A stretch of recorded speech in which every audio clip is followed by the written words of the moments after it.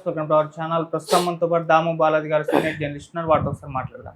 Sir నమస్కారం. Sir నమస్తే sir, YCP నేత విడుదల రజని అరెస్ట్ అంశం మరోసారి తెరపైకి వచ్చింది సార్. ఎందుకంటే రేపో మాపు అరెస్ట్ అయ్యే అవకాశాలు ఉన్నాయని కూడా చెప్తున్నారు. వాళ్ళ మరిదిని నిన్న అరెస్ట్ చేశారు, ఇక నెక్స్ట్ తనే అని అంటున్నారు.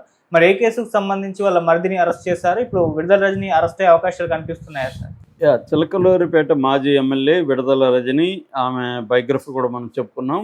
ఆమె మీద ఇప్పుడు కేసు నమోదైంది. యాక్చువల్గా ఇది మార్చిలోనే ఎఫ్ఐఆర్ మార్చి 23వ తేదీ అంటే లాస్ట్ మంత్ ఈ ఎఫ్ఐఆర్ నమోదు చేశారు. ఇప్పుడు ఎర్లీ మార్నింగ్ హైదరాబాద్లో గచ్చిబౌలిలో వీళ్ళ మరిది విడుదల గోపి అతన్ని అరెస్ట్ చేసి తీసుకెళ్లారు. అతను యాక్చువల్గా A3గా ఉన్నాడు. దీంట్లో A1గా విడుదల రజని ఉంది. తర్వాత జాషువా ఐపీఎస్ ఆఫీసర్ జాషువా ఉన్నాడు. దాని తర్వాత వీళ్ళ PA దొడ్డ రామకృష్ణ, ఇతను నలుగురు మీద ఈ కేసు ఏంటి అంటే 2020 అంటే 19 నుంచి 24 వరకు వాళ్ళ ప్రభుత్వం ఉన్నప్పుడు ఆంధ్రప్రదేశ్లో అనేక అక్రమాలు జరిగాయి. అందులో ఎద్దపాడు అని వీళ్ళ నియోజకవర్గంలో ఎద్దపాడు దగ్గర విశ్వనాథన్ కండ్రిక అనే ప్లేస్ ఉంది. అక్కడ లక్ష్మీ బాలాజీ క్రషర్స్ అంటారు, క్రషింగ్ యూనిట్ ఉంది.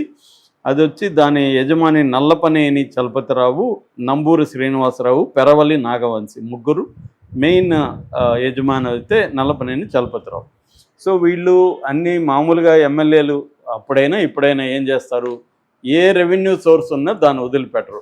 అంటే అనేక మంది వ్యాపారుల దగ్గర మంత్లీ డబ్బులు అడగడం, లేకపోతే లంసమ్గా డబ్బులు అడగడం, ఇవన్నీ ఏ గవర్నమెంట్ ఉన్నది చేసేది. ఇప్పుడు వీళ్ళేం నీతివంతులు కాదు. తెలుగుదేశంలో ఈనాడు జ్యోతిని తెగ రాస్తున్నాయి, ఒక్కొక్క ఎమ్మెల్యే ఎంతంత డబ్బులు తినేస్తున్నారని అందరూ ఇదే పని చేస్తారు. కాకపోతే గవర్నమెంట్ మారినప్పుడు కేసులు పెడతా ఉంటారు. అలాగా ఈమెొక్కటే ఇది చేస్తుంది, తెలుగుదేశం వాళ్ళు ఎవరు చేయలేదా, బీజేపీ వాళ్ళు చేయట్లేదా, జనసేన వాళ్ళు చేయట్లేదు, ఎవరికి సాధ్యమైన పద్ధతిలో వాళ్ళు చేస్తూనే ఉన్నారు.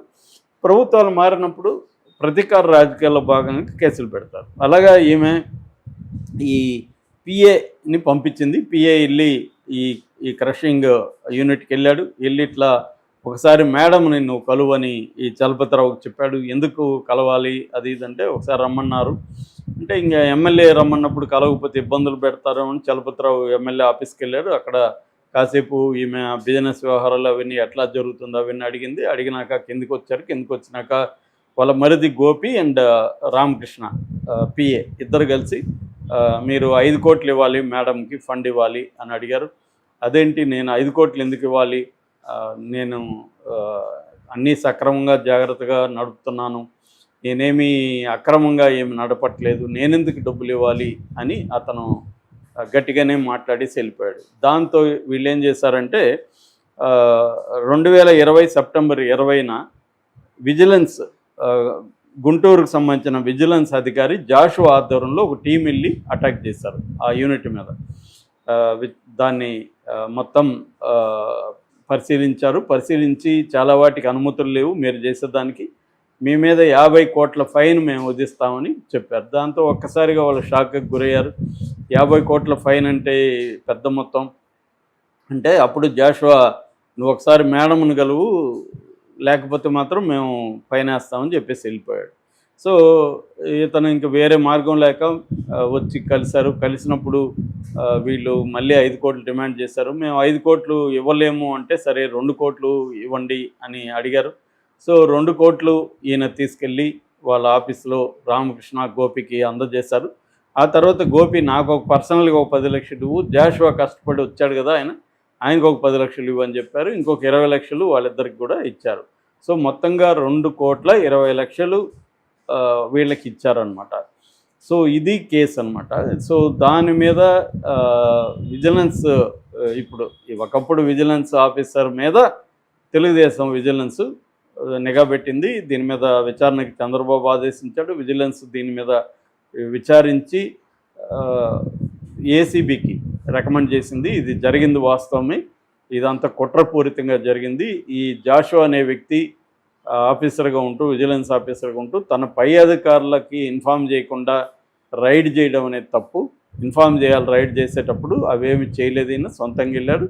అట్లాగే ఈయనతో పాటు వెళ్ళిన ఇతర అధికారులను కూడా మేము విచారించాం. వాళ్ళందరూ కూడా ఇది పైనుంచి కానీ ఏమి రాలేదు, వాళ్ళ మీద ఎటువంటి కంప్లైంట్లు కూడా మాకు రాలేదు, ఇది ఓన్లీ విడుదల రజని కోసమే జాషువా వెళ్ళాడు, మేము ఇంకా విధి లేదు, రమ్మన్నారు, పై అధికారు రమ్మన్నప్పుడు వెళ్ళాలి కాబట్టి మేము కూడా వెళ్ళామని వాళ్ళ వాంగ్మూలాలు కూడా ఇచ్చారు.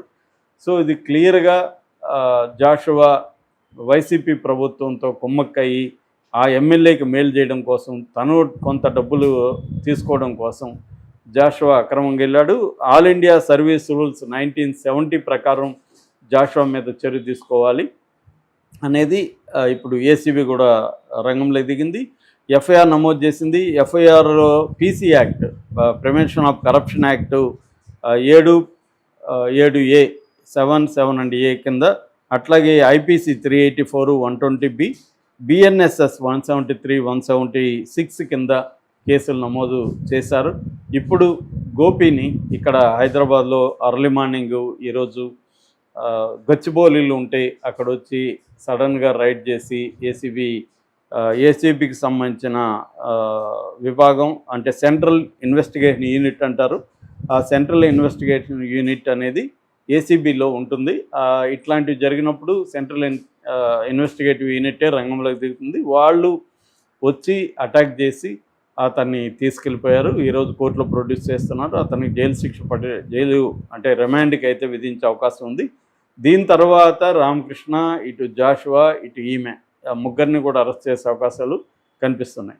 అంటే ఈ మధ్యకాలంలో తెలుగుదేశం ప్రభుత్వం మీద తెలుగుదేశం క్యాడర్ కావచ్చు, తెలుగుదేశానికి సంబంధించిన మేధావర్గం, జర్నలిస్టులు కావచ్చు, తీవ్రమైన ప్రెజర్ పెడుతున్నారు. మీరెందుకు వైసీపీ వాళ్ళని అరెస్టులు చేయట్లేదు, ఎందుకు ఇంకా వదిలిపెడుతున్నారు, వల్లభనేని వంశీని భువనేశ్వరిని ఎట్లా తిట్టిందో చూసాం, సాక్షాత్తు చంద్రబాబు ఏడ్చాడు, అలాంటి వల్లభనేని వంశీని ఎందుకు వదిలేశారని, అట్లాగే కొడాలి నాని, రోజా, అంబటి రాంబాబు, తర్వాత పేర్ని నాని, ఇలాగా చాలామంది ఉన్నారు, ఈవెన్ శ్రీరెడ్డి, ఇలా ఈ మొత్తం ఈ బ్యాచ్లంతా ఎందుకు అరెస్టులు చేయలేదు అని ప్రెజర్ అయితే వస్తుంది.